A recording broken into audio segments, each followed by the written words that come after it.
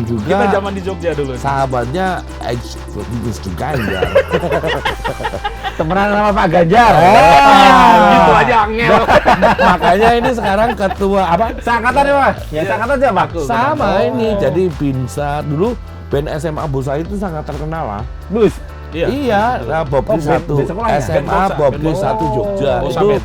nama bandnya tuh Strombinger. Namanya? Dan Pak Ganjar itu salah satu yang supporternya. Iya, Duh, iya. kalau dia manggung kemana-mana itu beliau Nonton. karena kan memang beliau kan suka Musik rock. Sampai hari ini masih. masih Masih. loh. Oke. Tetap kuat saat nanti kalau ada manggung, ada tawaran manggung. Wah itu Wah. boyok. Jangan kalau main keyboard udah nggak mau berdiri nih Mas Adi. Oh, kau tahu Ya ya? PR Mas Bizar mesti berdiri terus ngalis. Bisa iya. Halo Sobat WK, ketemu lagi bersama saya Kintoko di podcast Kinari. Kalau Sobat WK pernah denger lagu Hanya Dirimu, hari ini saya kedatangan penyanyinya, ada Bayu Band. Band Bayu apa Bayu Band? Bisa sih dua-duanya. Di sini ada Mas Binsar Bayu, ada Mas Andi Bayu. Sebenarnya ada dua ya Mas ya, masih Yoyo harusnya ada dua. sama Opik. Nah, ada Mas Yoyo sama Mas Opik, cuman karena berhalangan jadinya hanya mereka berdua. Satunya datang dari Jogja, satunya habis syuting, satunya tinggal di Jogja. Jadi ini kehormatan mau datang ke Palmerah. Meskipun macet.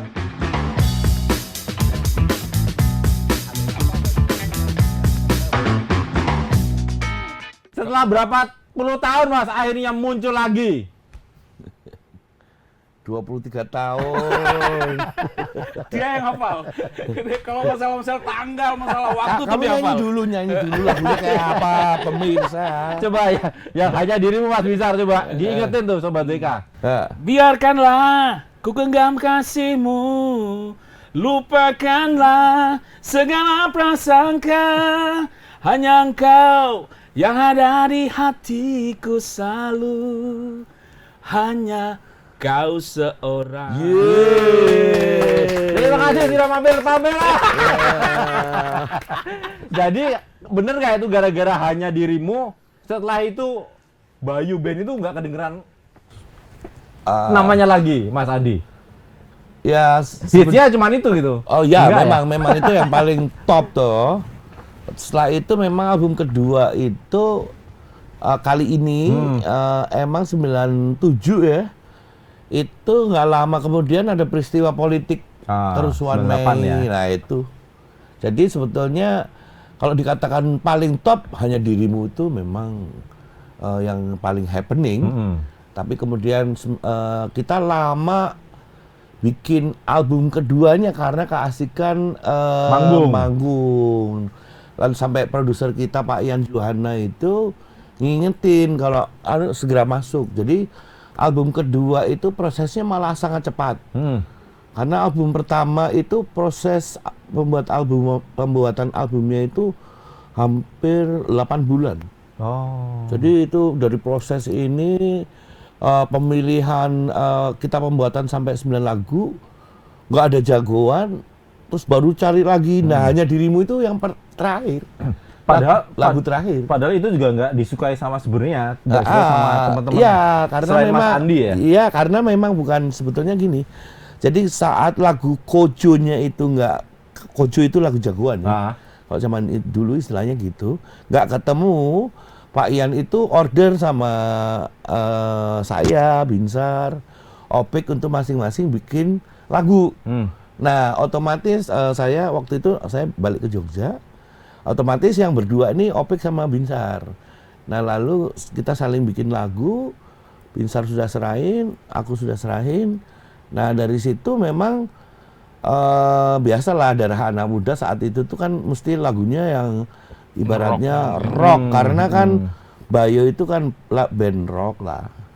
Nah, tapi memang sebetulnya hanya dirimu itu tuh ada pengaruh karena saya waktu itu masih jadi session player untuk skate ya. Ya. Sebetulnya ada pengaruh band skate itu di dalam lagu Hanya Dirimu itu. Kalau didengarkan di dalam satu album itu lagu Hanya Dirimu itu belang loh. Oh ya, belangnya. Karena yang lain model kayak Toto, model kayak ekstrim, tiba-tiba yang Hanya Dirimu itu yang MTV akustik banget dan chordnya itu GC gitu. Memang tren pada saat itu. Jadi sebetulnya dikatakan mujur, justru malah lagu Hanya Dirimu itu menjadi sangat disukai karena bisa untuk nongkrong. Ya. Jadi chordnya pada saat itu mudah tuh ya, sangat mudah ya. iya chord untuk orang nongkrong sama nyanyi. Nah, karena notasinya itu memang pop dan pada saat demo yang dibuat itu kan saya masih pakai gitar, sehingga sangat pop. Nah, itu yang membuat gimana menurut Om gimana? Iya, jadi kan pertama memang kita pikir, waduh nih lagunya kok Pop banget iya. gitu loh ya kan. Namanya kita anak-anak muda itu, pengennya agak Idealis ya. idealis yang rock gitu toh. Tapi karena itu udah pilihannya Pak Yan gitu kan, ya udah kita coba. Tapi ternyata begitu sudah di arrangement kan, sudah di arranger, sudah dibikin itu rock. Enggak juga sempet waktu udah rilis itu pas pemilihan Ope nggak mau itu. Opi nggak mau ya? Iya, jadi memang terkesan terlalu pop. Tapi pada saat kita manggung di Ancol, konser emas Indosiar pada saat itu cuma 5 band itu pada saat itu kayaknya konser band besar dibarengin itu cuma itu yang pertama. Dan Bayu ada di situ. Nah ternyata kita nggak sadar Hanya Dirimu itu dinyanyikan semua mungkin orang 100.000 penonton ya. Nah di situ baru paham bahwa lagu itu diterima. Jadi ya begitu akhirnya. Memang saya juga nggak nyangka pada saat itu memang saya gemeter ya. Saya peluk anak-anak Ope, Yoyo, dia kan jauh nyanyi. Jadi ya saya tuh tidak menyangka, saya tuh nggak ini ibaratnya itu lagu siapa atau lagu siapa ya. Tapi misi kita untuk memperjuangkan band itu kan sangat berat. Oh iya, betul. Dari awal kita harus ini, terus kita sampai pada titik yang ibaratnya itu diterima masyarakat. Nah, itu aja. Pak Yan jeli juga ya saat itu ya Mas ya? Iya, jeli loh, sangat jeli. Sangat jeli karena beliau itu selain memberi nama ya. Ya, memberi nama juga memberi nama yang catchy. Itu coba kalau itu nama yang kita pilih apa namanya? Kayu Bian apa? Bukan, kayu jati. Kayu triplek. Kayu Bian itu dulu soalnya gitarisnya Kadek. Oh iya.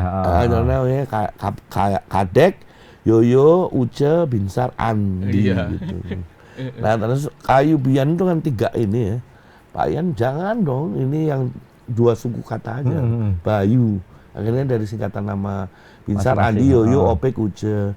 Ya itu tuh awalnya. Jadi memang perjuangannya luar biasa. Luar biasa. Saya tambahin itu, wah kita hampir mungkin bisa setahun kali ya. Gitu. Terus sebelum tahun menunggu. Iya, jadi kita bikin demonya dulu, ya kan, bikin demonya. Ada 4 atau 5 lagu kita bikin ya. Sebelum ketemu Pak Yan kan, saya tawarin kemana-mana juga tuh. Ke musika, kemana gitu, nggak ada terima gitu. Waduh, ini piye tahu. Jadi kayaknya wah ini kayaknya kita nggak ada harapan nih. Tapi kita terus nawarkan kemana-mana. Dilala Om Andi ini kan dia lagi arrangement musiknya siapa sih? Mujono di Aquarius, ya kan. Ketemulah sama Mas Iman. Nah, Mas Iman lah yang menjembatani gitu untuk NR-nya itu ya. Itu pada zaman itu ya NR-nya Aquarius. Jadi menjembatani untuk ngasih ke Pak Yan gitu loh. Nah, mungkin begitu dikasih ke Pak Yan mungkin merasa bahwa band ini kayaknya punya potensi atau punya ada karakteristik vokalnya, musiknya segala macam. Oke. Tapi dia bilang ini nggak ada jagoannya ini katanya. Menurut saya harus buat jagoannya dulu. Nah itulah makanya Andi ke Jogja, saya bertapa sama Opik bertapa ke mana? Ke Bogor ya, ke Puncak. Kita buat. Nah begitu didengarin ternyata lagu Hanya Dirimu lah yang dipilih Pak Yan gitu loh. Tapi sebenarnya prosesnya menurut aku ya ini kalau aku nganu ya. Jadi kita bikin demo itu 4 lagu dulu. Itu kita bikinnya di studio Triple M. itu karena saya jadi kita sebelumnya kita udah bikin di Jogja.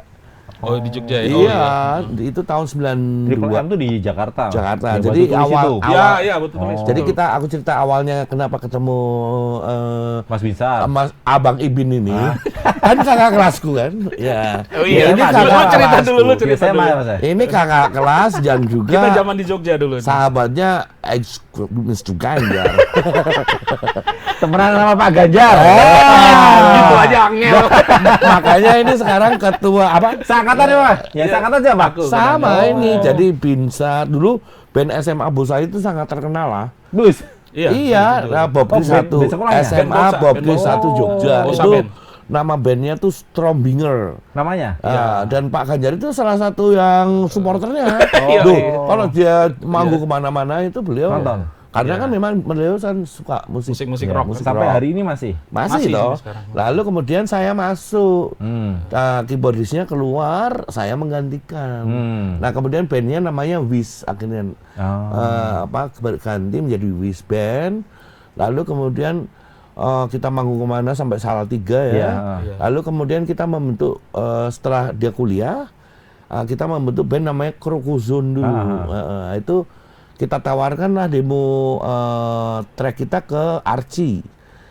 Itu manajemen punya Gumilang Ramadan sama kakaknya Gilang. Itu dia itu yang memegang band Adegan. Jadi Indra Lesmana. Itu tahun 92 tuh. Nah, Itu tanpa Mas Binsar berarti band itu? Ya, udah. sama bisa. Oh, masih? Sama bisa. Meskipun udah kuliah? Iya, jadi memang dia ngajak saya untuk bikin band lagi gitu. Terus akhirnya kita bikin demo ya 3 lagu itu kayaknya. Iya, 3 lagu. Masih ada. Terus kayaknya masih ada tok deh kayaknya ya. Dua lagu. Dua lagu. Sama lah Berikanlah kok nggak salah. Berikanlah ya. Katakanlah kita 2 lagu bikin demo lagu, diterima sama manajemen Archie, lalu diajak menjadi band pendampingnya, pembukanya Adegan. Tahun 92 band baru dari Jogja udah diajak tur. Itu juga Berapa kota itu, Mas? waktu itu 2 kota ya, 2 kota. Bandung sama Semarang. Nah, tapi luar biasanya itu pada saat kita konser pertama itu di Semarang ya. Bandung ya. Betul. Bandung dulu itu waktu kita menyanyikan lagu Masih Ada itu sambutannya lebih gila. Semua orang juga gila gitu. Pada saat itu kan jarang band bawain lagu sendiri. Nah, itu dia. Lalu kemudian singkat kata memang kita dijanjikan rekaman tapi tidak terrealisasi. Nah, lalu kemudian saya mendapat tawaran untuk menjadi itu tadi memproduksi album band Premix oleh James F. Sunda. Lalu kemudian membuat albumnya Foni Semelang, Mus Mujiono. Akhirnya saya memilih untuk menjadi seorang arranger. Lalu Binsar balik ke Jakarta karena memang orang Jakarta kan. Lalu nemuin saya di Mes Premix pada saat itu. Ayo kita harus gini-gini. Nah, akhirnya terbentuklah band di Jakarta ini. Nah, itu saya ketemu nama Yoyoyo, terus Binsar, Kadek. Terus drummernya itu namanya dulu teman SMA kita, yang sekarang menjadi drummernya Faris RM. Namanya Edi Sakroni. Itu band SMA kita tuh. Jadi sebenarnya reuni Bosa juga ya. Tapi terus pada saat bikin demo, Kadek sama Edi itu mengundurkan diri. Lalu masuklah Opik gitu. Mas Opik sama Opik dan Uca Haryono. Lalu kemudian kita bikin demo itu ada 4 lagu. Nah, itulah yang diberikan Mas Iman yang ENR Aquarius kepada Pak Yan. Karena Pak ditawarkan ke Aquarius sudah sign dengan Protonema yang hampir satu color. Itu menurut ceritanya Mas Iman ya. Akhirnya oke, dan tak kenalin temanku Pak Yan itu langsung oke dia. Lalu kita desain, kita pada saat itu rekaman itu harus menunggu jadwal lama karena rekamannya di studio yang saat itu sangat ngehits, namanya Triple M. Itu Nah, itulah proses rekaman itu menjadi lama. Karena harus nunggu jadwal dulu.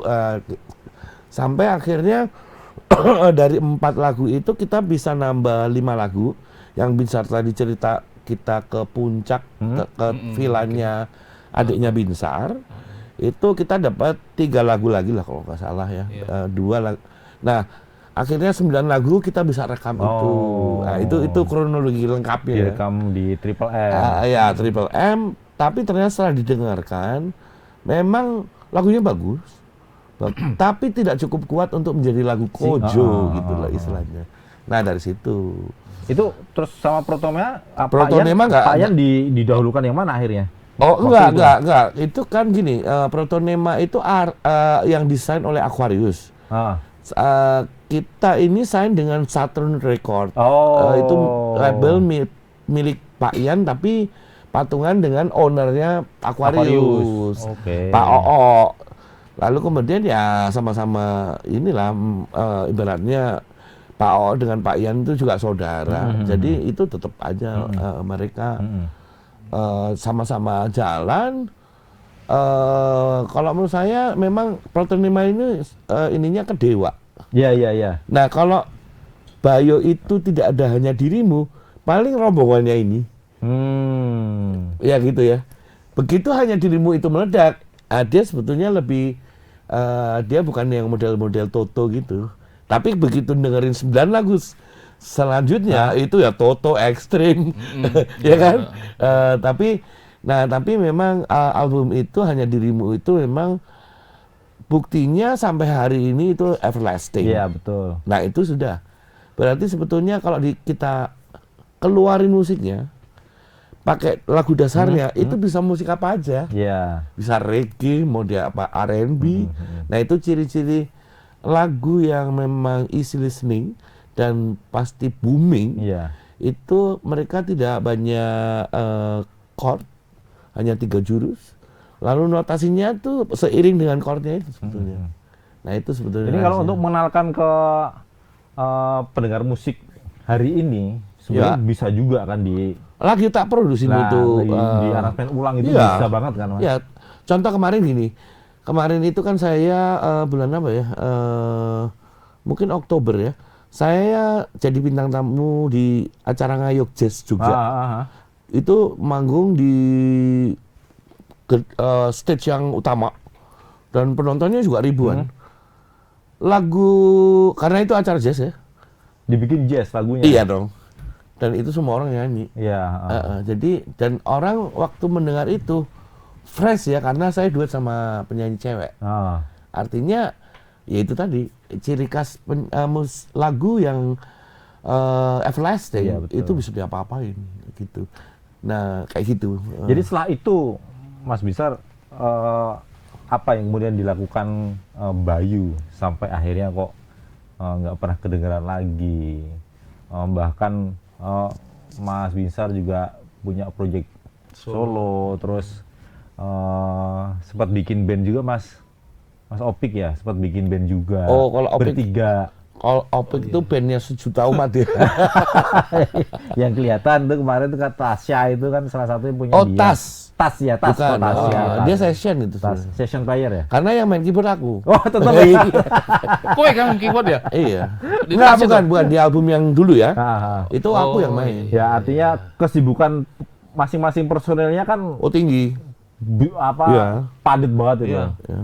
Jadi 15 tahun kemudian akhirnya balik lagi. Tadi sudah sempat ngobrol sama Mas Binsar. Pertemuan di festival 90 betul. Di Senayan itu mempertemukan Bayu lagi gitu loh. Meskipun Mas tapi bukan itu. Jadi pertemuan itu setelah saya nulis di Facebook. Tahun berapa itu? Ya itu sama. 2015. Iya, sebelum itu 2014. Jadi anak-anak itu membaca terharu. Iya, terharu ya. Benar, karena satu-satunya yang hafal itu saya. Hafal apa? Hafal detail. Enggak, peristiwanya dan apanya semua gitu fotonya tersimpan rapi. Iya, justru saya itu orang yang sangat. Jangan-jangan kalau saya ke museum Andi Bayu musik ada itu. Ada semua. Keyboard yang pertama saya di Jogja, ada lah di daerah Tegalrejo. Tegalrejo. Tegalrejo Jogja. Ya. Mas. Itu tapi private ya. Private museum. Oh gitu. Iyalah. Tidak bisa dikunjungi semua orang. Nanti bahaya. Kan museum, Mas. Museum private kan bisa museum galeri. Itu studio dan museum galeri pribadiku. Oh. Nanti semoga untuk umum bisa. Tapi dalam waktu dekat ini ya internal intern aja.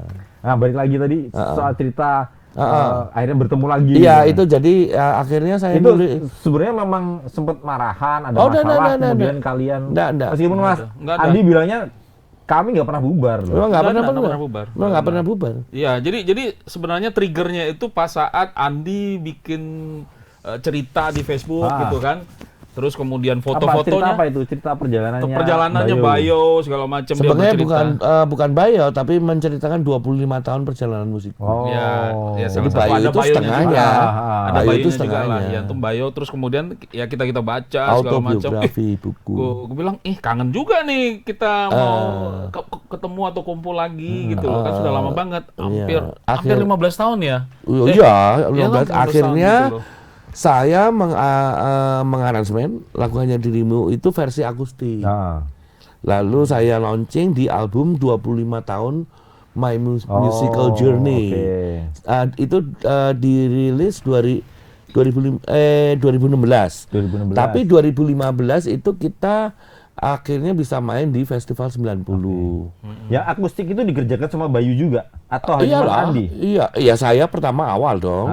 Tapi terus dimainkan dengan anak-anak lah. Vokalnya tetap Mas Binsar. Iya. Tetap nyanyi. Yang main bass juga Yoyo. Gitar Opik. Tapi memang Bayu itu memang berdirinya itu bukan yang yuk ngeband gitu, bukan loh. Jangan salah. Band itu harus tahu cikal bakal berdirinya itu bagaimana.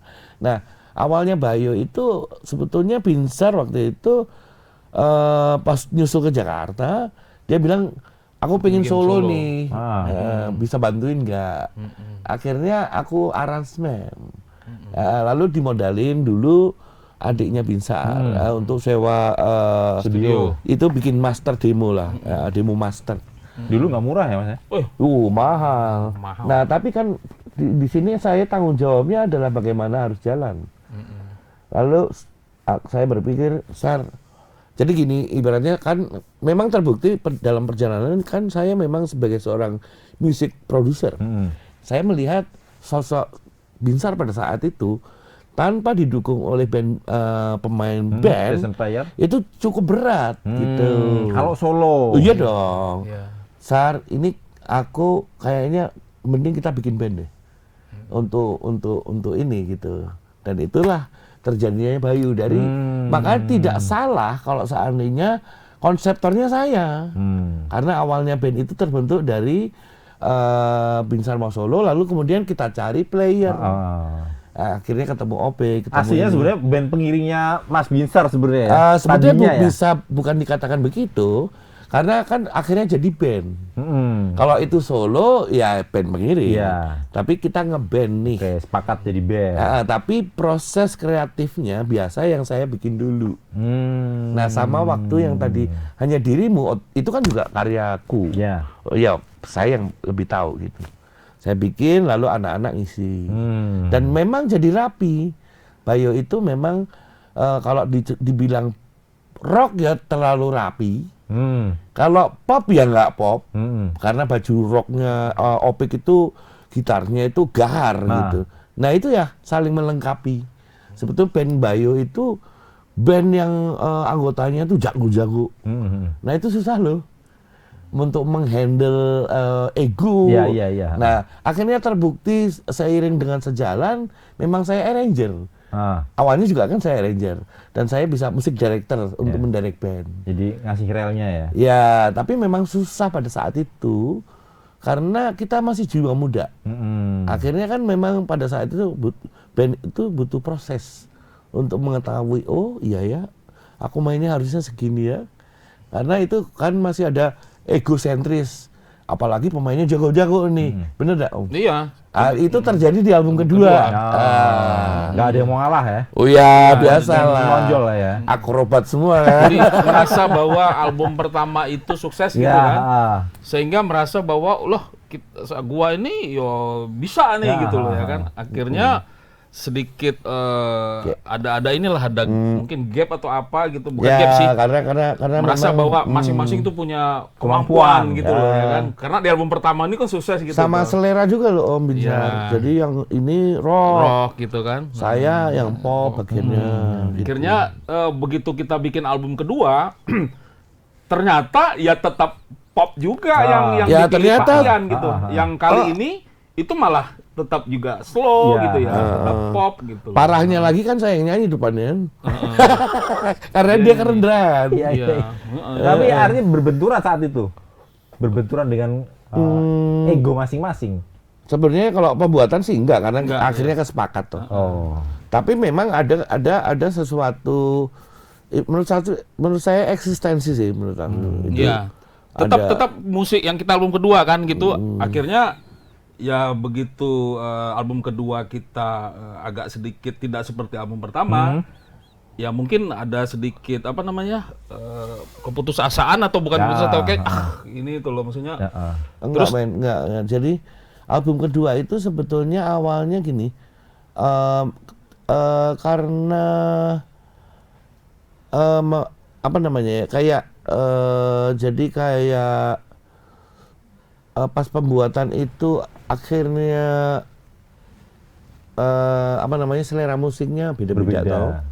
Lalu masing-masing ini menonjolkan musik. Lalu terjadilah gesekan dari situ. Iya, ada gesekan. Dari awalnya dari pembuatan itu. Karena yang pertama itu kan sebenarnya saya semua yang ini. Karena memang pertamanya begitu, tapi memang pada saat itu kan belum meledak. Sekarang meledak.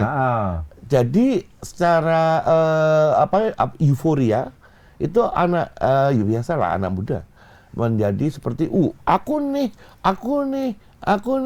Akhirnya terjadilah sebenarnya dualisme.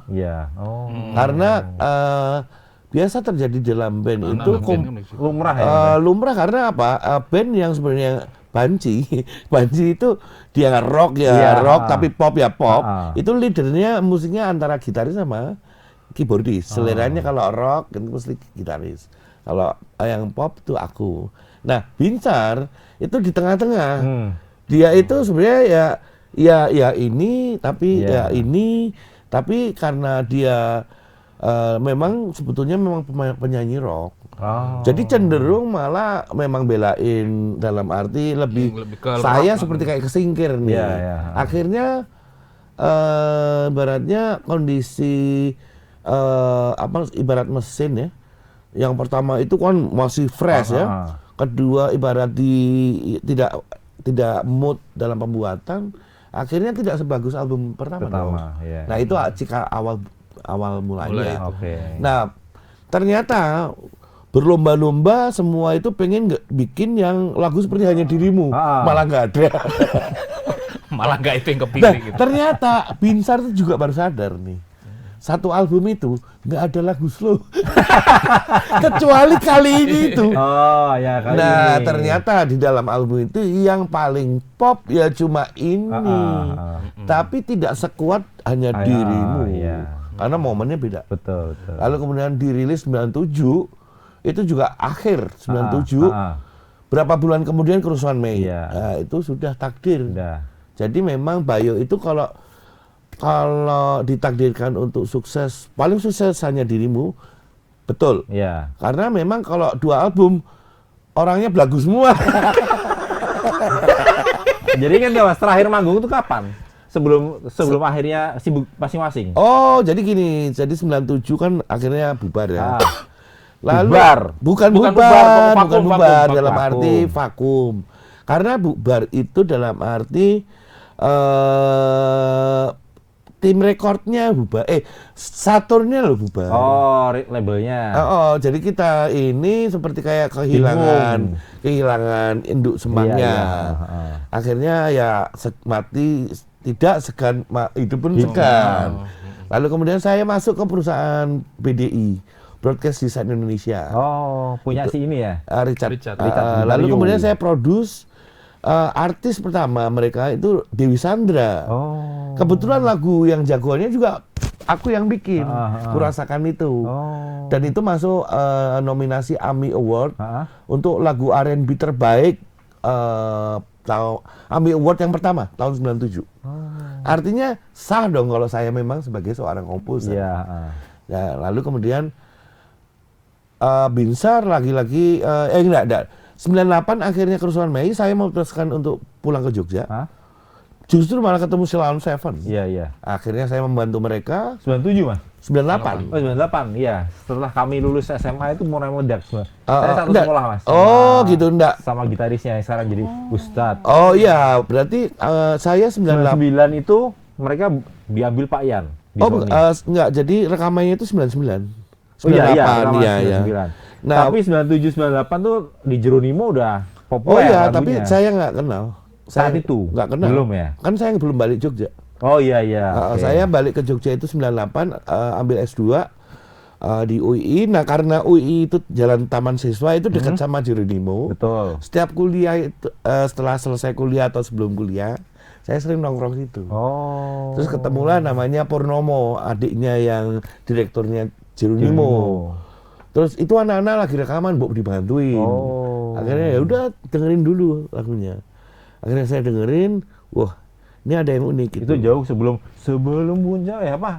Menuju puncak. Menuju puncak. Iya. Nah intinya gini, akhirnya saya bantuin mereka dan meledak. Akhirnya saya deket lagi dong sama Pak Yan. Oke. Dapat lagi nih rumah. Nggak, bukan. Akhirnya deket lagi sama Pak Yan. Terus Binsar mungkin lihat saya mulai deket Aktif lagi sama ini, aktif lagi. Dia kontak aku tahun 98 juga. 98 itu kontak lagi, ini band jangan harus tetap ada.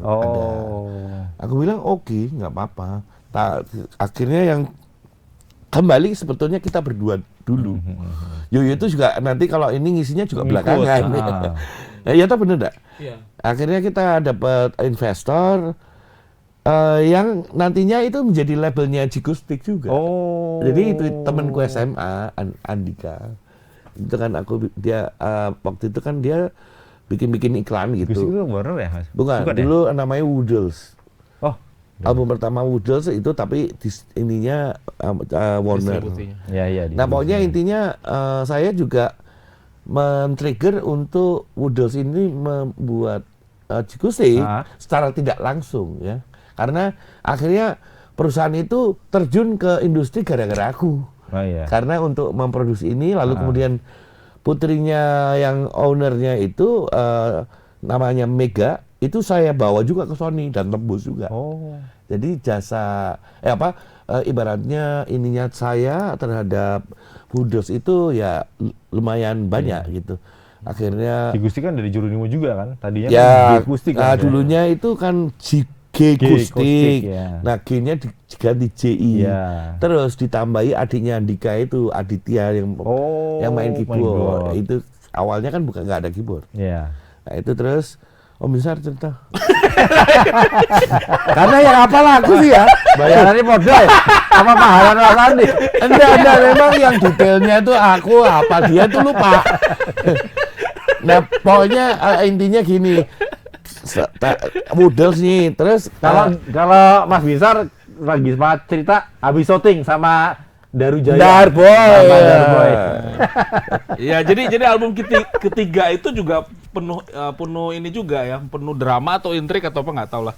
Karena kan saya datang ke dia, kita harus buat album kita ketiga. Setelah dapat investor intrik apa? Bukan intrik siapa sih bahasa? Maksudnya kan kita kan cuma berdua aja ceritanya gitu. Oh, intriknya. Iya, kita kan berdua bukan aja. Bukan intrik toh. Sopo bahasanya yo. Bukan intrik itu ibaratnya kita lost contact. Sama Opik. sama Opik. Bukan Intrik no men. Ya, Itu bahasanya mungkin agak bukan enggak, Intrik itu album 2. Album kedua Intrik ya? Intrik, album 3 itu aku yang bukan drama juga ya, bukan drama ya? enggak. Enggak drama ya.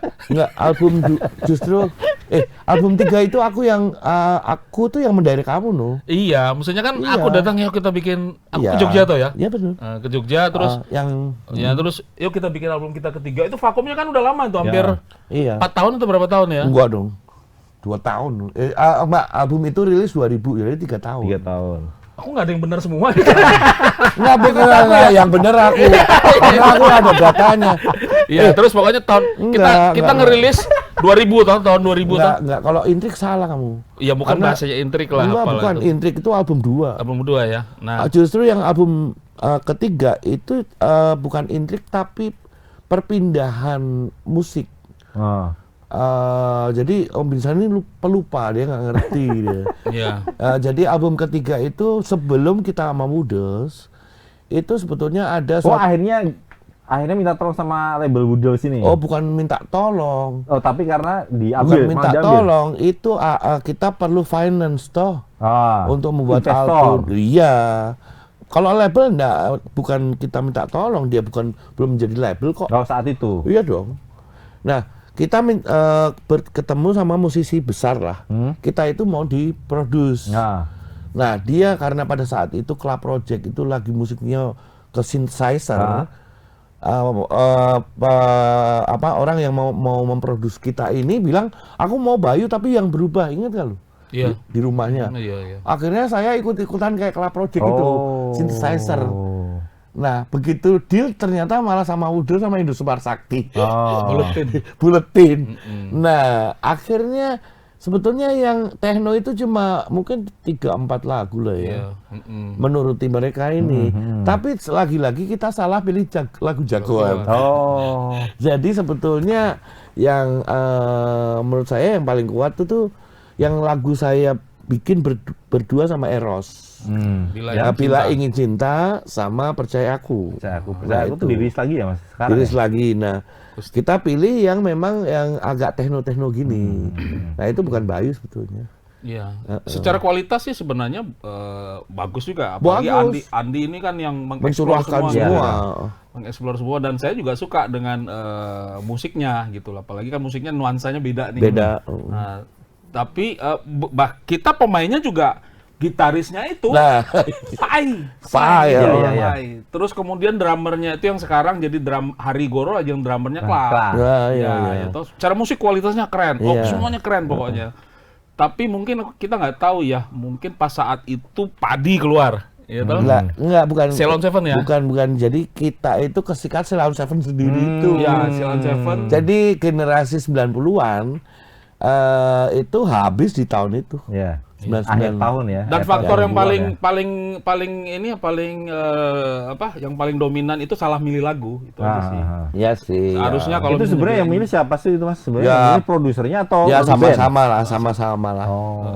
Sama-sama. Ya memang kalau aku bilang tadi, kalau Bayu itu tugasnya cuma eksis, kalau ngetop satu aja tuh.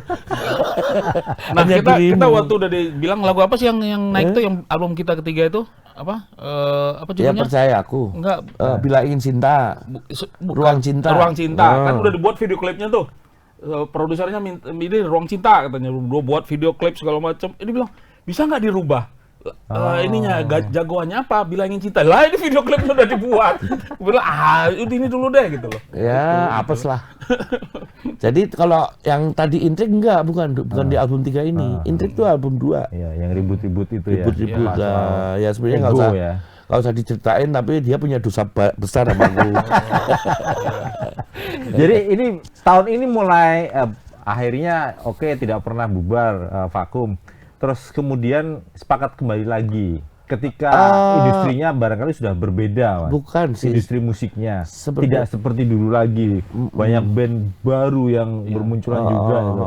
Tapi Bayu ingin mencoba kembali muncul gitu. Sebenarnya gini, saya ini potong lagi, maaf ya. Kita itu sebetulnya semangatnya aku sama Binsar ini berkarya. Kita nggak peduli mau musim duren, musim mangga, laku apa nggak laku, ya kita tetap bermusik dengan hati. Nah akhirnya single baru itu judulnya Antara Kita itu warnanya ya Bayu 90-an ya.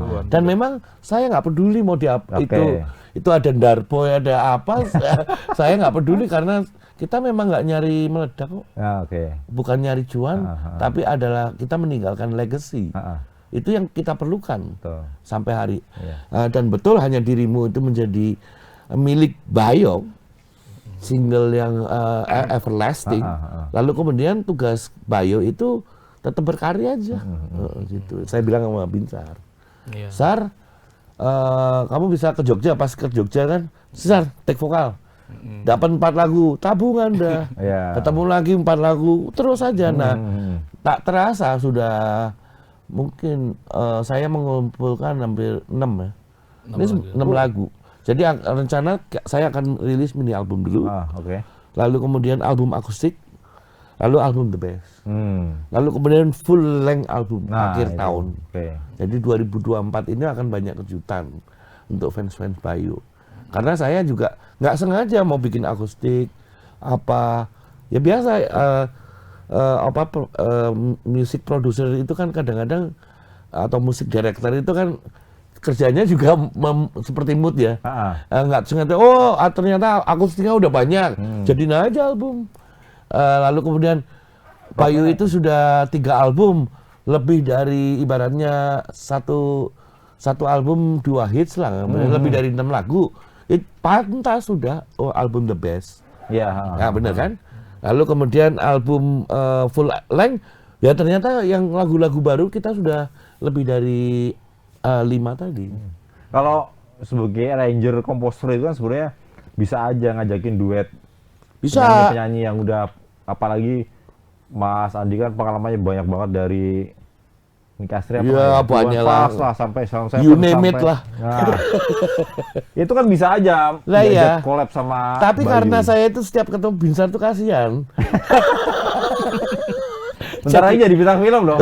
Jangan lupa Sobat Ika nonton di Drasmoro. Mantap.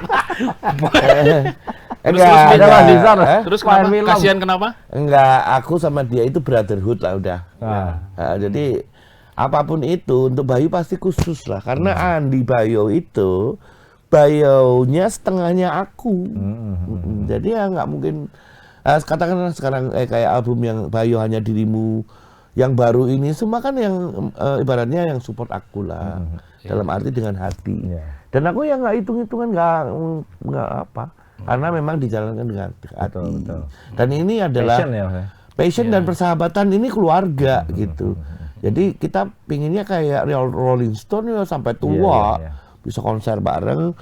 Dan kayaknya kalau kerikil waktu kita muda itu maklum lah. Yang penting itu sebuah keluarga itu bukan istilahnya kerikil itu biasa. Some high note, some low note, tapi always beautiful song. Ya, kata si S Hardware yang itu gua pasang. Tak pikir kata siapa tuh S Hardware. Aku pasang itu setiap pagi kalau di kamar tuh ngopi gitu, always beautiful song gitu. Jadi kalau keluarga tuh gak dibayar gak apa-apa ya Mas Bisa? Iya, begitulah. Ada pesan buat penggemarnya Bayu dan pencinta musik Indonesia, Mas Binsar dulu.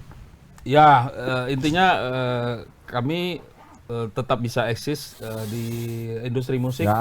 Seperti Mas Andi bilang, bagaimanapun juga mau laku nggak laku, yang penting kami eksis gitu loh. Jadi Bayu itu jadi berkarya terus gitu loh. Ya kalau misalnya lagunya bisa diterima, ya syukur alhamdulillah gitu loh. Intinya gitu. Ya tetap semangat, tetap eksis. Semua juga untuk musisi-musisi Indonesia juga atau anak-anak muda yang ingin berkarya. Intinya semangat dulu gitu loh, semangat untuk berkarya. Nah pasti ketemu tuh dia punya apa namanya? Formulanya, soulnya apa segala macam. Kalau terus digeluti. Betul. Gitu. Mas Andi ada Catatan? Saya terima kasih sekali untuk semua penggemar Bayo dan juga musik Indonesia. Kita terima kasih sekali atas sambutannya pada single kita yang terbaru. Antara kita itu banyak komen atau yang mengatakan bahwa surprise gitu, dan ini masih 90-an banget, mereka kangen, dan itulah yang saya ini ke Bayo itu kita tetap walaupun ada koplo apapun, Bayo itu Bayo. Dan itu terima kasih sudah mensupport dan terus telah support kami dan musik Indonesia. Mas Binsar dan Mas Andi, terima kasih. Mudah-mudahan tetap sehat, Oke. tetap kuat saat nanti kalau ada manggung, ada tawaran manggung. Wah itu Wah. boyok. Jangan kalau main keyboard udah nggak mau berdiri nih Mas Andi. Oh, kau tahu ya? Yang PR Mas Binsar mesti berdiri terus ngalis. Bisa. Mudah-mudahan sehat terus. Amin. Tunggu karya selanjutnya. Terima kasih Sobat Wika sudah nonton obrolan saya dengan musisi Gaek Indonesia, salah satu legenda hidup musik Indonesia. Sehat terus pokoknya. Dengarkan terus musik Indonesia melalui platform yang benar, jangan yang bajakan. Terima kasih, sehat dan semangat. Matur nuwun. Jangan lupa subscribe ya.